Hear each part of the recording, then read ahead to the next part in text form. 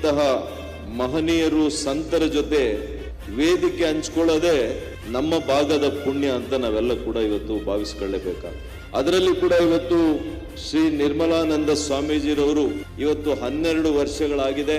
ಇವತ್ತು ಪೀಠಾಧಿಪತಿಗಳಾಗಿ ಶಂಕರಾಚಾರ್ಯರು 8ನೇ ಶತಮಾನದಲ್ಲಿ ಕೇವಲ ಜ್ಞಾನದಿಂದ ಮಾತ್ರ ಈ ದೇಶವನ್ನ ನಮ್ಮ ಧರ್ಮವನ್ನ ನಾವು ರಕ್ಷಣೆ ಮಾಡಲಿಕ್ಕಾಗಲ್ಲ. ಹಾಗಾಗಿ ಶಾಸ್ತ್ರದ ಜೊತೆ ಶಸ್ತ್ರಗಳನ್ನು ಕೂಡ ಅಭ್ಯಾಸ ಮಾಡುವಂತ ಅಗತ್ಯ ಇದೆ ಅಂತೇಳಿ